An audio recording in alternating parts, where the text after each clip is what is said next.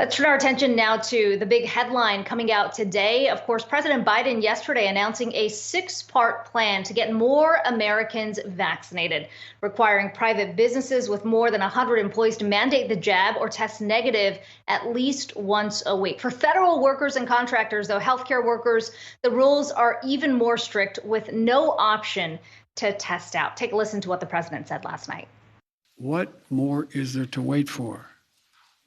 What more do you need to see?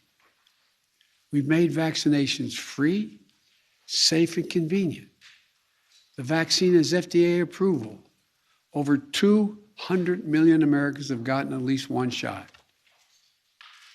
We've been patient, but our patience is wearing thin, and your refusal has cost all of us. And Zach, it is worth noting that OSHA, which is the Occupational Safety and Health Administration, still needs to draft the rules.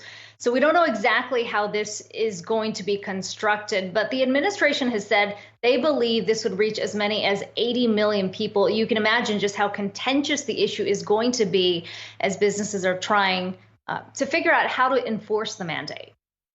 Yeah, and I mean, as we've kind of talked about, we've seen this wave coming, and it's been incremental. And I think probably it had to be if you think about, just the speed in which we've moved in this pandemic. But really, I mean, we've seen that coming. We saw the incentives on the employer side to try and get their staff vaccinated and incentivize workers to go ahead and get the jab. You saw the president kind of pushing that forward with federal workers, at least saying, look, now this is going to be mandated, but you can test out. Then you saw it push towards just being mandated and taking away the testing option. So, I mean, slowly but surely, this is the direction it's been going. When you talk about the legal challenges, I'm sure there will be some. But as we've talked to kind of lawyers in the area, pretty strong precedent when you think about the Supreme Court's past rulings around vaccines, pretty strong precedent when we talk about schools as well and what they require for students to kind of even get into the school, whether it's elementary, middle, high school, college even. I mean, the precedence is there. When it comes to mandating vaccines, and you heard from President Biden kind of clearly agitated that there are millions of Americans who yet have to take up the vaccine to go out and get theirs, given the scientific data there and now full FDA approval behind them.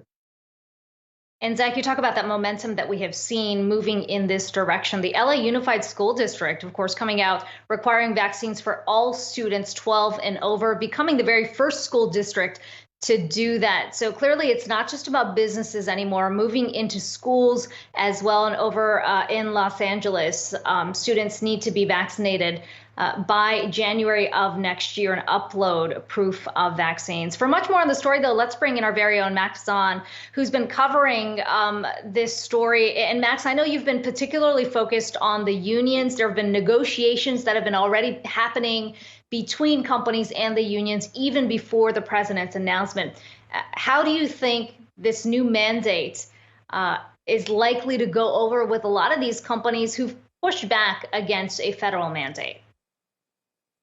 Yeah, it's going to be fascinating to watch. And first off, it really accelerates the uptick that will have to take place in the coming weeks and months in the business community. You mentioned that there is a trend, but still that rule, as you guys mentioned, is going to affect 80 million of these workers at employers with 100 or more employees. And then the outright mandate for healthcare workers at facilities that receive Medicaid or Medicare funds, that's going to affect 17 million workers. So nearly 100 million workers in the private sector are going to be affected by these new rules from the Biden administration. And frankly, the momentum is already moving that direction, whether it's Goldman Sachs, whether it's Chevron. We've seen companies start to impose these mandates. And I've been speaking to unions about how they've responded when these mandates have come down in the private sector. And they're really of two minds. On the one hand, they want a safe workplace just like anybody else. On the other hand, they have this sizable portion of their membership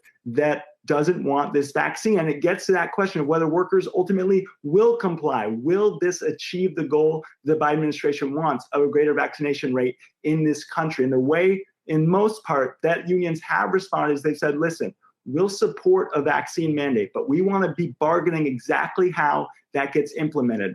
whether that's exemptions, whether that's incentives, whether penalties. We want to be a part of how that comes down. So for instance, we saw Tyson Foods last week, 120,000 workers were offered extra paid time off if they comply with a new vaccine mandate, and that was negotiated with their union. At Disney World, we saw 43,000 workers who have to comply with a vaccine mandate, but that will include exemptions for workers that have a medical condition or religious beliefs. And I think we can expect to see a lot of that now from companies put in a position where they need to comply with these new rules from the Biden administration, but they also want to make workers as comfortable as possible, some of whom they can be confident are opposed to this vaccine. Yeah, and Max, it's interesting because it's still kind of, as much as we talk about vaccines, still investing here in tests for those who can't afford them. Obviously, still important in controlling all this. Raising fines for people who fly and don't wear masks. I mean, there's a lot here in this plan. But I suppose a lingering question there would be, the costs. Some of them are covered by what we already passed before, what the government's already passed. And then there's the question of costs that will now fall on businesses as they try and, I guess, make sure that their employees are vaccinated too. I mean, when you dig into that piece, the cost aspect of all this, how much more does it look to cost on an incremental basis from before? I mean, I think that's a good question. And I can't speak to what those figures will look like. But I will say that what a rule does is it takes the pressure off of companies that were reluctant to go forward with this because of a potential competitive disadvantage, either for fear of those costs that you mentioned, or because they're worried that workers won't want to get the vaccine and they'll just go to a different employer who's hiring them and won't ask them to comply with something like this. And the same goes for unions. Some unions have been on the sidelines as well because they know that membership, some of them don't want a vaccine, and these labor leaders have to serve that constituency or they feel pressure to do so. Now that pressure is taken off of them and there really isn't a choice and there's some freedom to go forward with this, and as you mentioned, potentially have those costs fall on employers, but with a lack of options to go elsewhere, or at least with those costs falling on all of these different large employers.